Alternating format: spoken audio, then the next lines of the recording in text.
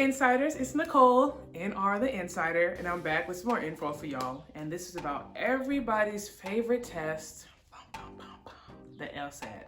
I'm so glad I ain't gotta take that test again. Woo, woo, woo. But anyway, so this video more specifically is about whether or not you should retake the LSAT and my story about retaking the LSAT. So I took the LSAT, a few times before I actually was content with my score. So the first time I took the LSAT was after I did a Kaplan online class, and that was all I did. It was 4 weeks long. I guess I kind of learned the basics of the LSAT, but let me tell y'all, that first score, I wasn't about to get into anybody's law school for real. Not at all. So then I did some more studying, but this was during senior year of college. So I'm playing volleyball, getting ready for graduation, trying to get lit in Houston, H-Town. So I really wasn't that focused on studying. So I took the LSAT, got a little bit of an increase. I think maybe 2 points from my original score. And so at that point, I had to make a decision. Was I going to take the LSAT again, or was I just going to use this score? So I applied to some law schools, and I got into some good schools, and I got a little bit of money, but I really knew deep down inside that I could do much better on the LSAT, and that I could get more opportunities if I took it again.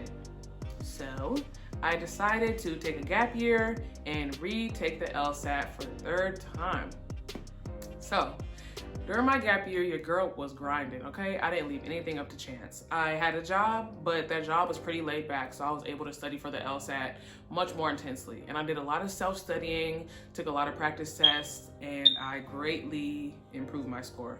I'm not gonna say what my score was, but it was enough to get me into more law schools and to get way more scholarship money from the schools that I wanted to go to. So in the end, it was all worth it for me. So that's my story. So let me just start off by saying that yes, I do think if you are able to, because I know it's so expensive taking the LSAT and studying and buying books and all that stuff, if you are able to, you should definitely take the LSAT again. Some people say you don't improve your score, but that's not true at all.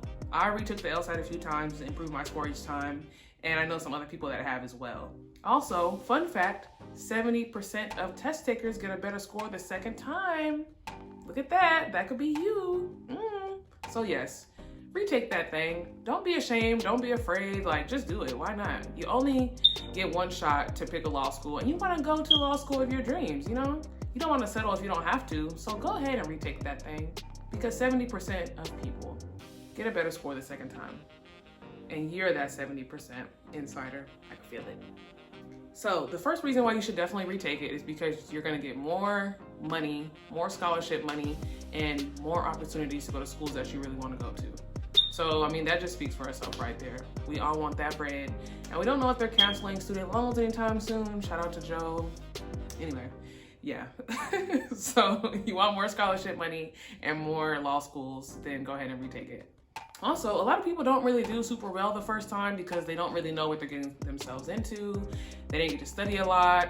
Maybe they were nervous because it was their first time in a testing center that intensely. That was that intense. So yeah, a lot of times people don't know what they're getting themselves into the first time.